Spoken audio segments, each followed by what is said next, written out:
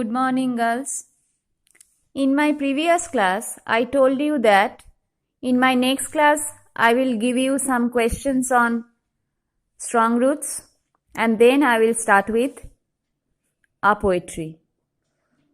But then I thought I may give you the questions through WhatsApp message. So I will send you the questions later. Now I am starting with the first poem in your syllabus, On Killing a Tree by G.F. Patel. Come to the text.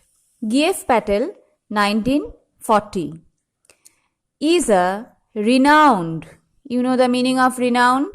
Famous, prasiddho, Indian poet. He is a poet,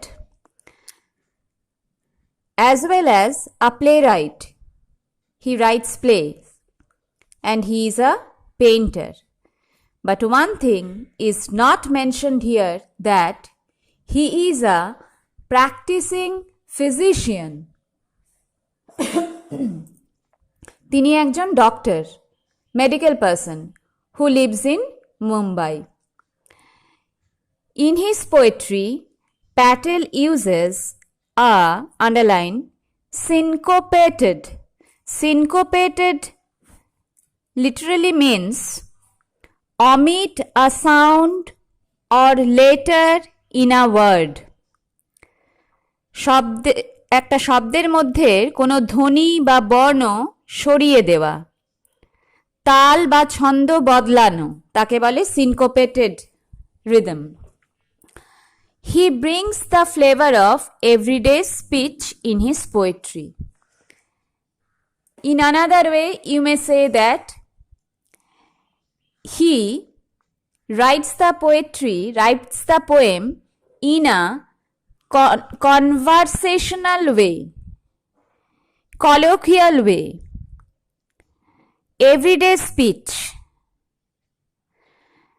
There is no poetic language, it's very much prosaic and language used in daily life.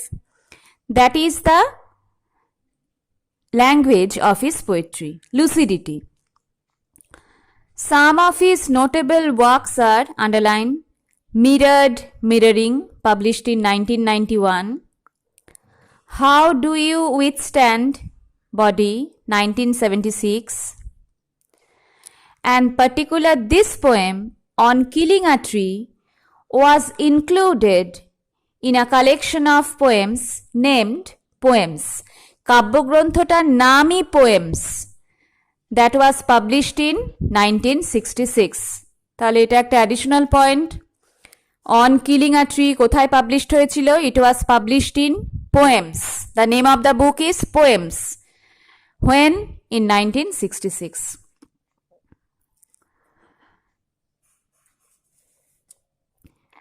Now about the poem. The poem is about the harm done to the environment by human beings. In a voice of, underline, sarcasm and irony. Two new things for you. Write down.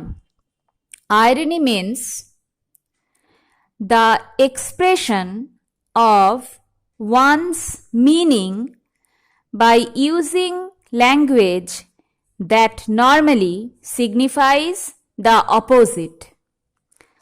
বলছে একরকম কিন্তু অন্তর্নিহিত অর্থটা ঠিক বিপরীত.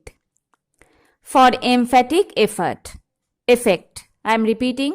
What is irony?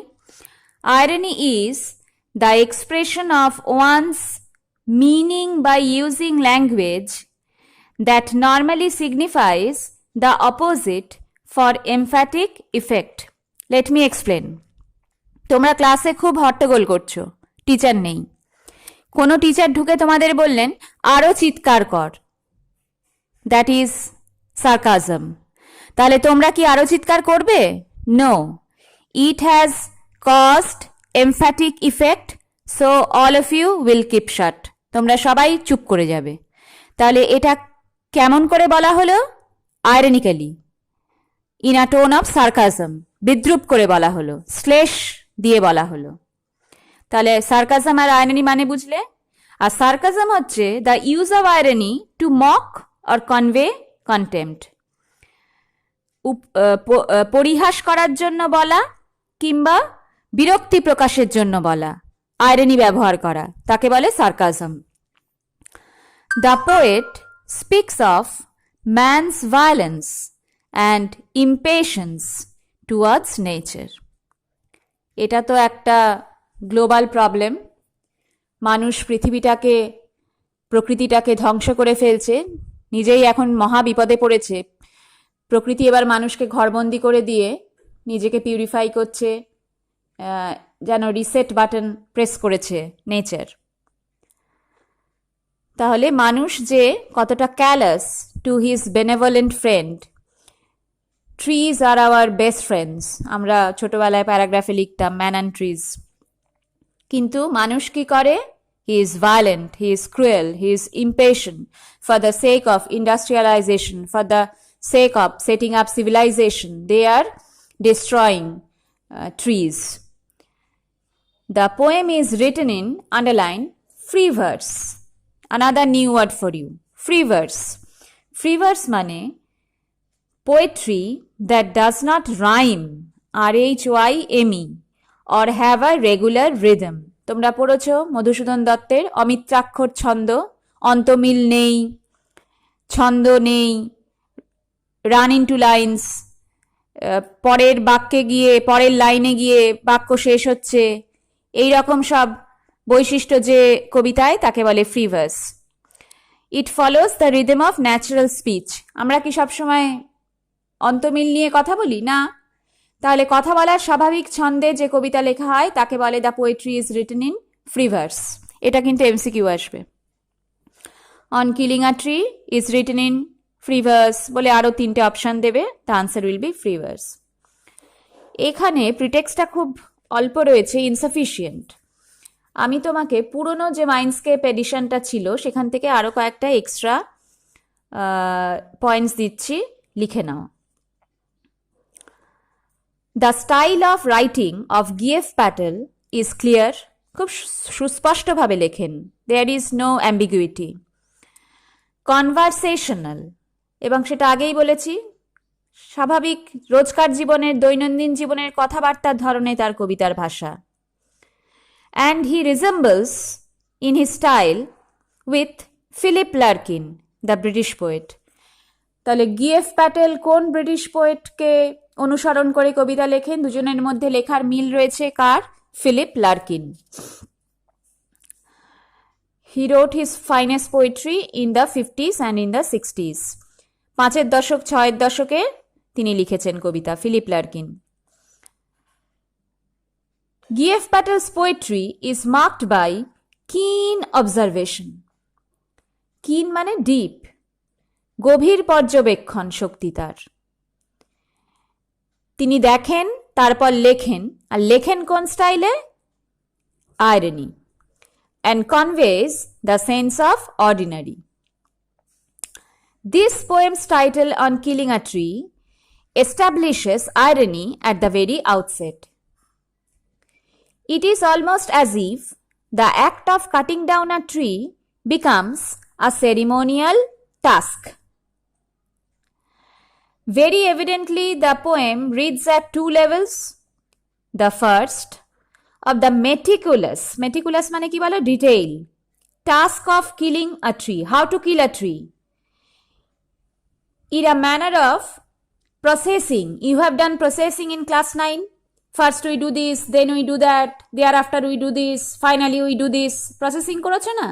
ঠিক সেই রকম প্রসেসিং এর মতো he has written down the process of killing a tree. If you want to kill a tree, first do this, then you have to do this, then you have to do that, finally you have to do this. এইভাবে তিনি কবিতাটা লিখেছেন। The second, the perversity and tragedy of action. এবং এটা যে কি ভয়ঙ্কর একটা বেদনাদায়ক কাজ, মানুষ নির্মম কাজ মানুষ করছে, সেটা তিনি সমালোচনা করেছেন। দ্য পোয়েট ইনভোকস লিরিসিজম ইন নেচার্স, নতুন শব্দ, রেজিলিয়েন্স, RESILIENCE, রেজিলিয়েন্স মানে স্থিতিস্থাপকতা, মানে struggle to get back to life. দেখো আমরা লড়াই চালাচ্ছি, ভাইরাসটা চেষ্টা করছে আমাদের মেরে ফেলতে, কিন্তু আমরা আমাদের মতো করে লড়াই চালাচ্ছি এবং খুব শিগগিরই আমরা করোনা মুক্ত হয়ে আবার আগের জীবনে ফিরে যাব। That is our resilience. Nature's resilience কি? তুমি একটা ডাল ভেঙে দাও গাছের, কয়েকদিন পরে দেখবে তার পাশ থেকে একটা নতুন পল্লব বেরিয়েছে। তুমি আজকে ফুল ছিঁড়ে নাও, কালকে দেখবে আবার গাছটা ফুলে ফুলে ভরে গেছে। তুমি একটা গাছের গোড়া থেকে কেটে দাও, কিছুদিন পরে দেখবে তার পাশ থেকে অনেকগুলো ফেকরি বেরিয়েছে, শুটস, গাছের ছোট ছোট ডাল বেরিয়েছে। তাহলে এগুলো কি? পাওয়ার অফ রেজিলিয়েন্স, আগের অবস্থায় ফিরে আসার ক্ষমতা। In the first two stanzas, the images of a feeding tree and a healing tree. Through the fine detail, brilliant image, logical sequence, and conversational ease, the poet brings form and meaning to his poem. তাহলে এই 4টে point note রাখো, তোমার আনসারে দেবে। কি কি? Fine detail, brilliant image, logical sequence, conversational is. Conversation মানে জানো কথোপকথন, আমরা যেমন স্বাভাবিকভাবে কথা বলি সেইভাবে কবিতাটা লেখা, কোনো লফটি, কোনো ডিফিকাল্ট টু আন্ডারস্ট্যান্ড সেরকম কোনো শব্দের ব্যবহার তিনি করেননি। আর কি আছে? লজিক্যাল সিকোয়েন্স, পারম্পর্য, পরপর যেন ঘটনাগুলো ঘটছে।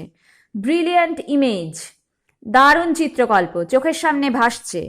আর ফাইন ডিটেইল, এই 4টে হচ্ছে তার এই কবিতাটা লেখার অস্ত্র বা কোয়ালিটি তুমি বলতে পারো। Now come to the text. Get ready with your pencil.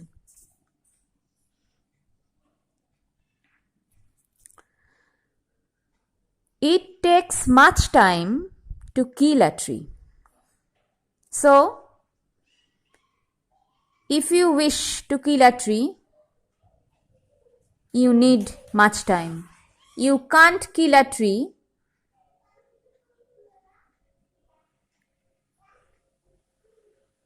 very quickly, very promptly.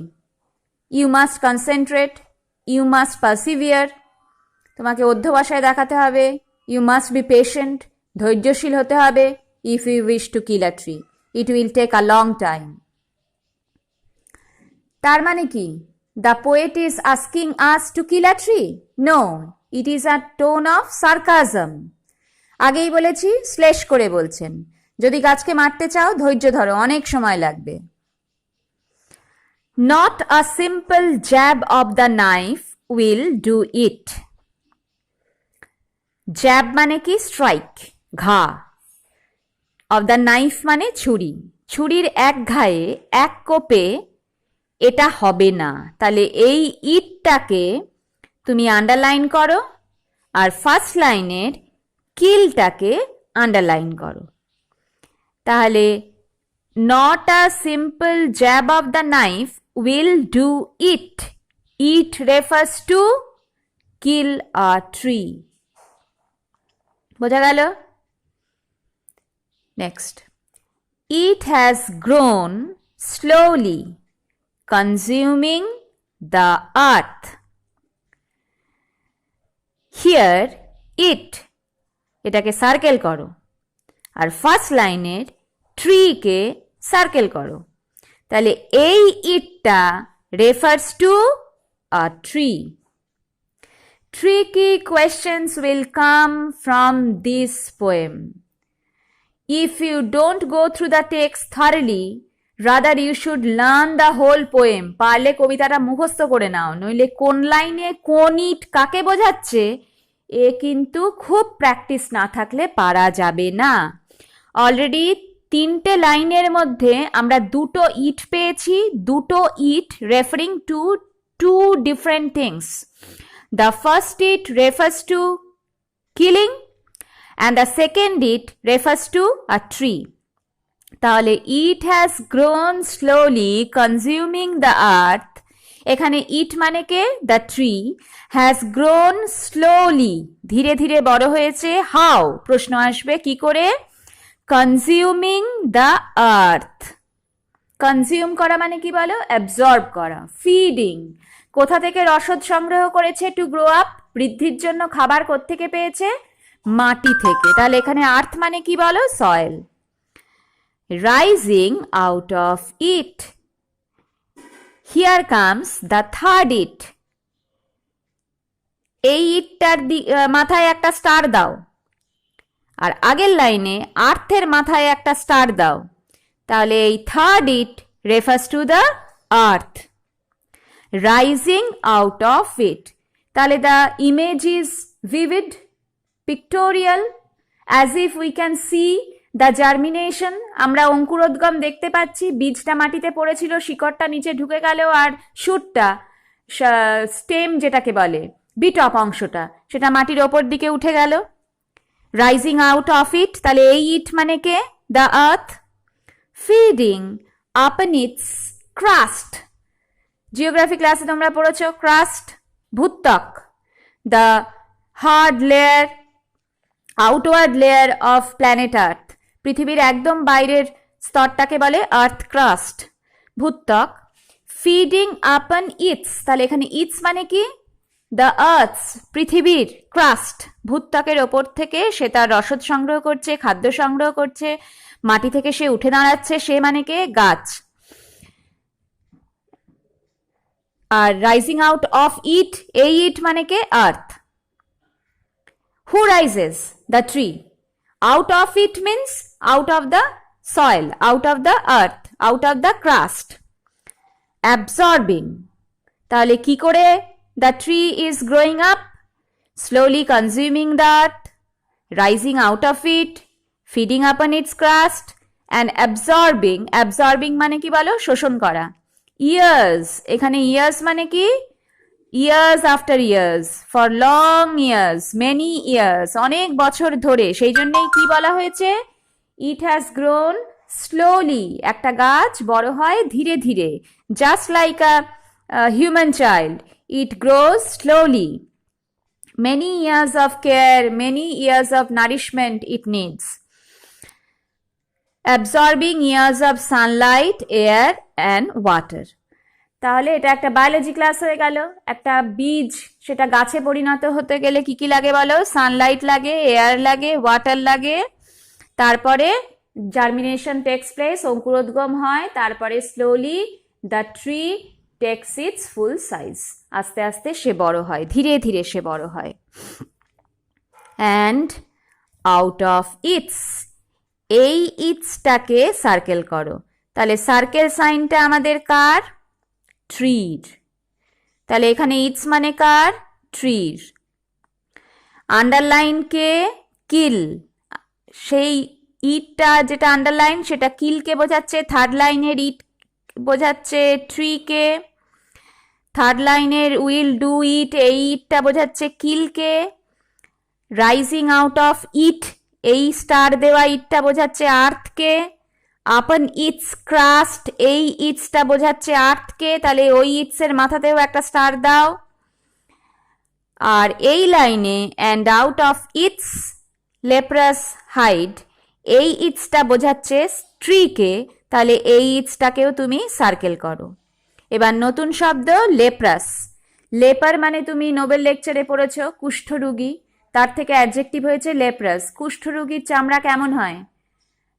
Rough, brown প্যাচ থাকে, তেমন গাছের গুঁড়ির রংটাও কেমন হয়? Brownish, it is rough. তাহলে লেপ্রাস মানে কুষ্ঠরোগীর মতো, লাইকা লেপার। আর HIDE, হাইড মানে আসলে the furry skin of an animal, পশুর চামড়াকে বলে হাইড। তাহলে গাছের চামড়াকে কি বলে বলতো? বার্ক, BARK, বাকল। তাহলে এখানে বার্ক না বলে গিয়েফ প্যাটেল কেন হাইড বললেন? কারণ আছে। আর বিইং আ ডক্টর, তার গাছের গুঁড়ির যে ত্বক, তার সাথে তিনি কার ত্বকের মিল পেলেন? The skin of a লেপার। তাহলে এটা একটা মেডিকেল টার্ম, এর থেকে বোঝা যাচ্ছে যে তার কবিতায় ডাক্তারি পরিভাষা ঢুকে যায়। আর হাইড কেন বলা হলো? Because it is a sacrifice. তোমরা জানো আমাদের পুজো পর্বে বলিদান রয়েছে অনেক ধর্মেই, হিন্দু ধর্মে, ইসলাম ধর্মে কুরবানি হয়, ইসলাম ধর্মে, আমাদের হিন্দু ধর্মে হয় বলিদান পর্ব, মহিষ বলি, ছাগ বলি। তাহলে এখানে যেন ট্রিজ আর স্যাক্রিফাইসড কেন? To appease human civilization. মানব সভ্যতার অগ্রগতির জন্য কাকে বলি দেয়া হচ্ছে? ট্রিজ, গাছকে, চিলড্রেন অফ নেচার, প্রকৃতির সন্তানদের বলি দেয়া হচ্ছে। তাহলে একটা ছাগ শিশুকে বলি দিলে তাকে কি বলা হয়, কি পাওয়া যায়? সেখানে তার হাইড আছে, তার চামড়ার রেফারেন্স আছে। এখানে গাছও যেন একটা স্যাক্রিফিসিয়াল সেরিমনি, একটা বলিদান পর্ব অনুষ্ঠিত হতে চলেছে। অ্যান্ড আউট অফ ইটস মানে কি বললাম? ট্রি, লেপ্রাস হাইড, তার সেই বাদামি রঙের খসখসে গুঁড়ির গা থেকে, চামড়া থেকে কি বেরিয়ে আসে? নতুন শব্দ, স্প্রাউটিং, মানে নিউবর্ন, বিকশিত হচ্ছে এমন। লিভস, পাতা বেরিয়ে আসে। তাহলে এটা হচ্ছে first part of the poem. একটু পড়ে নাও নিজেরা।